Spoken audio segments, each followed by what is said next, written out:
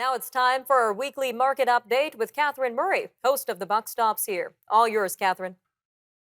Thanks, Dima. Hello, everyone, and welcome to your weekly market recap. I'm Catherine Murray. Well, we continue to see very volatile equity markets in Canada as well as the United States. The big catalyst, of course, this week was the inflation reading in the United States coming in hotter than expected on the core front. So core CPI was 6.3%, up from 5.9% the previous month. And importantly, what that's really telling us is that outside of energy and food, so X energy and food, that's core inflation, you are continuing to see inflation rise and increase and spread across the economy.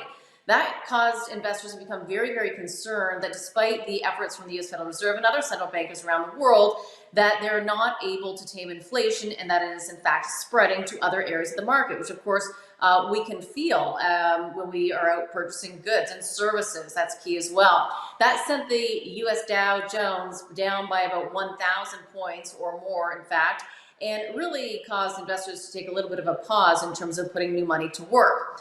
Today, we are seeing U.S. markets marginally higher, the TSX down by about 0.6%, however, and we do seem to be on track for weekly losses. In terms of specific areas of the market, we are seeing WTI down by about 2.6%. You're seeing the U.S. yield curve flattening out. Remember, we get concerned if there's an inversion. It really tells you that, that investors are concerned about the economic outlook 10 years, 30 years down the road. So where longer term rates are lower than your short term rates. We're also seeing Bitcoin down by about 1.2%, a lot of volatility there. The US dollar is flat versus other major currencies. However, the Canadian dollar is lower versus the US dollar, and gold is down by about 2%.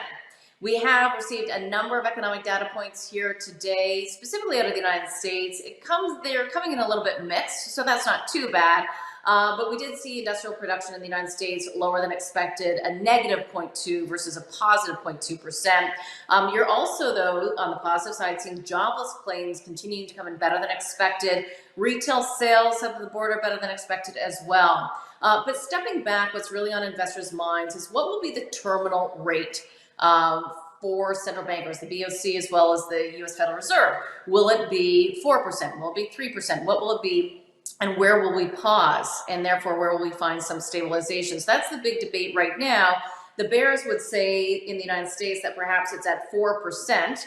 Now, the bulls in the market will say, look, the U.S. Federal Reserve and the BOC can't continue to raise rates to the same degree or aggressiveness because they will cause, a deeper or longer recession.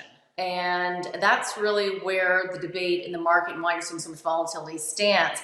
I'm going to do a shameless plug here, Nima. I did just interview Barry Allen, who is a veteran in fixed income markets. He's a Canadian, very well known. He's been in the business for decades, as I said. I did interview him for my show, The Buck Stops Here, which airs on Sunday morning. And we talk a lot about what he's seeing in the capital markets and fixed income, what he thinks the U.S.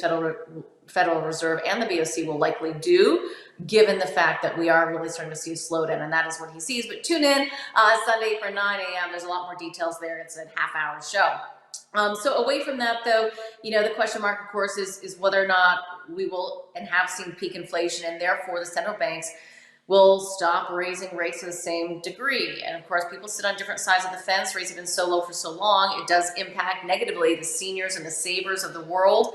But at the same time, can the debt-laden countries really withstand higher rates? And can the hot housing markets withstand higher rates? And also, when you raise rates, it does put downward pressure on equity valuation. So a lot going on as it relates to the rate impact of assets and risk assets.